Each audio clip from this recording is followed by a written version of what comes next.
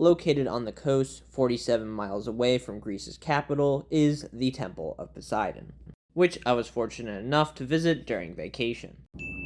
What remains today was built between 444 and 440 BC, and about 2,500 years later, I'm going to build it out of Lego, or at least what's left of it. To begin, we'll use this large tan plate. We'll then enlarge the base to give it the proper size for the scale I'm working at. I'm adding dark tan to represent the mix of rock and foundation found on the actual monument. We'll add tiles to connect the base and add a second layer.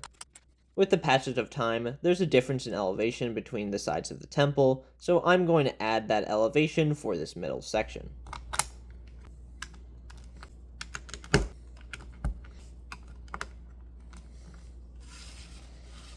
The walls will have these dark tan masonry bricks, which add a nice bit of detail. With the masonry bricks and alternating tans, we'll build up each of the sides, starting with the longer one.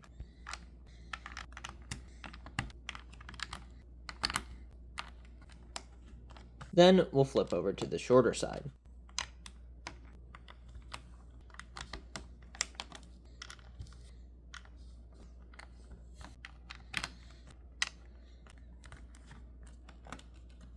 To remove the flatness of the middle section, we'll add some plates to give it some elevational differences.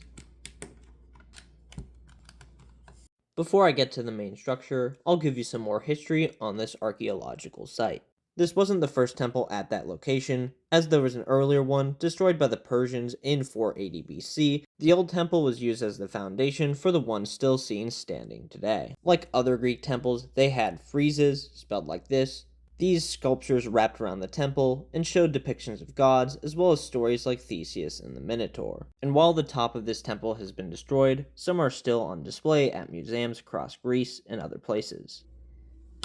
Now back to the build. We're going to use white pieces for the temple so it stands out a bit, even though in reality the colors between the foundation and the temple are pretty close. I'll work on the more intact side first, adding the floor for where we're going to place the columns. Then I'll place some rounded studs with holes, which will hold the columns in place.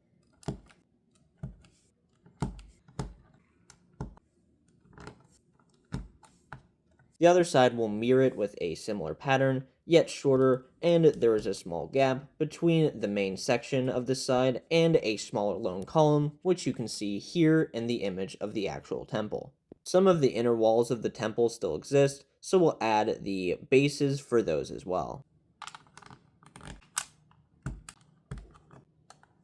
I'll sneak in this 1x1 eye brick to continue the interior structure. We'll use these bar pieces for the columns, which I was able to sacrifice from an extra Lincoln memorial I had.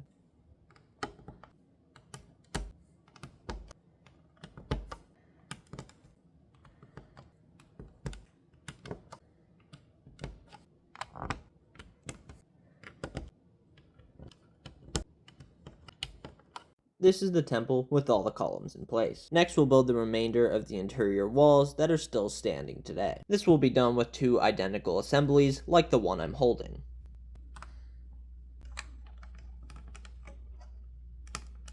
For what remains of the roof, we'll start with these two layers of tiles, and then add the top of each column in its proper spot. Plus, we'll add a piece to connect it to the inner temple wall.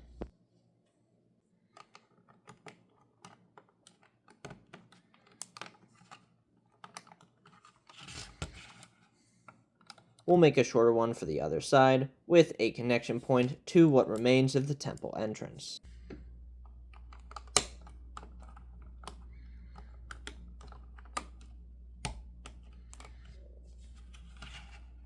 So what happened to the Temple of Poseidon? This monument used to be larger, being 13 columns long, but now on the largest side, only 9 remain. This was a result in the decline of the religion, so the temple was abandoned and fell to ruin over time. And with that all said, we'll finish this column and put in the final details.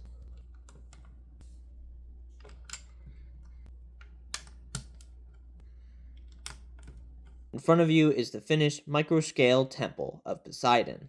Seeing the monument in person was definitely a great experience, and I wanted to recapture that with my LEGO collection, and thankfully I had the pieces to do so, and while the scale's not perfect, I did my best to faithfully recreate what I saw in Greece. If you want to know where I got my information, there are these boards scattered around the site that provided context to what you were seeing. Lastly, I'm Nico Town, and thank you for watching and listening.